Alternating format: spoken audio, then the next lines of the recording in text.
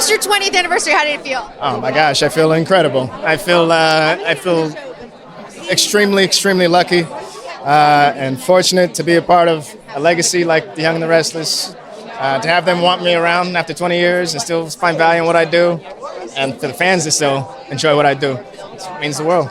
It does mean the world. Well, we've been asking people, if you could drop yourself into any daytime show, any era, where would you go? What would the storyline be?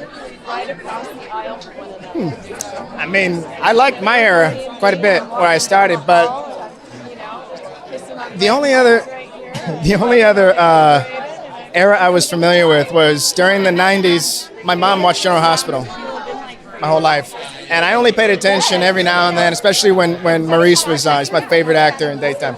And so I would say, yeah, I would like to be dropped in at my age now, maybe into that show, mid-90s, to have it, and I'd love to work with Maurice. Would you do the Nurse's Ball, a little singing and dancing? I guess so. I don't like to do singing and dancing on TV, but for that, I guess, yeah, everybody has to, right? When they're part They of the do. show. I heard, yeah. I know, because I was asking everyone, like, what's a skill that you've had to learn that's kind of like out of the box as for your acting career? Everyone on GH is like singing, dancing. Yeah, I'm glad we don't do that on Wino. What is the craziest skill you've had to learn in your acting career over the years? Craziest skill? Sign language. I didn't have to learn it, but I learned it along with the other cast when my character went deaf. Yeah, they all had to learn sign language. There was a sign language coach on set every morning, would go through their dialogue and help them with the signs. And then I started taking a class at my local college just so I could, be involved and Be fluent. yeah. Do you remember any of it? Or I know you're like, please don't ask me. I did not, no. I knew some bad words that we would, there was a great story. Christophe St. John one day was late and didn't get to talk with the sign language coach. And so Michael Grazadeh and I told him, oh, don't worry, we know the signs for what you have for his lines. And we gave him all the wrong stuff to say, a bunch of cuss words. And he did it during rehearsal. And then no one in the booth knew that he was doing it wrong because they don't know ALS. And so we had to run out and say, okay, yeah, no, that's not the right one to do. Oh my gosh, if it had made it to air, the letters and phone calls. We wouldn't have let Christophe do that, no. But it's a funny prank, though. Right? I know you had talked about some of the pranks that Christophe and you guys used to pull together, so that's kind of a good one. That's fantastic. Christophe did the best one. He had a fart machine that he'd use all the time. And he used it in a courtroom scene with Victoria Rowell in the witness stand. It's great. I love it. Those are the good stories, too. When you've been on a couple decades, you've got so many good memories. Oh, yeah. Countless.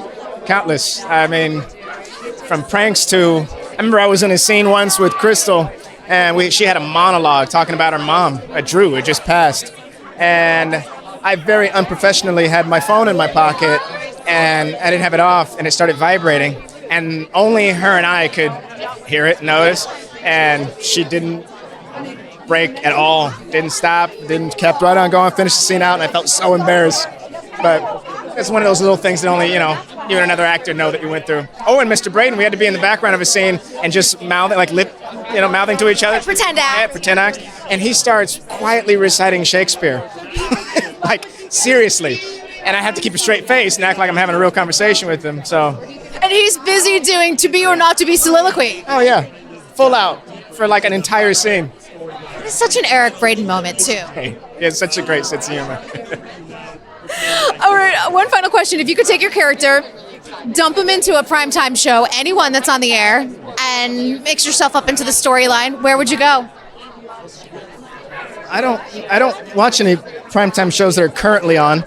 Old school is fine. Love to be in Succession.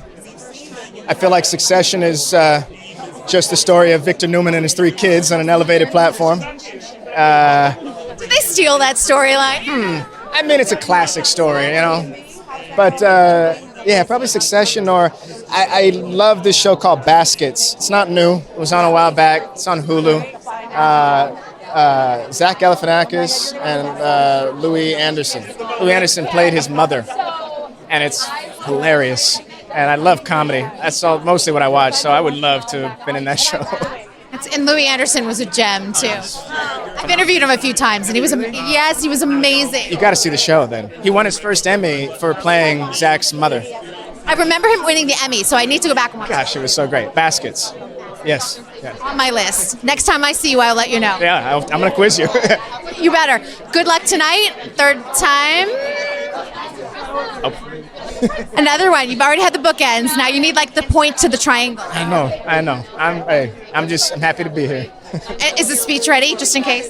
It is. Anytime that there's a chance that I might have to get on stage in front of anybody, I will know what I have to say.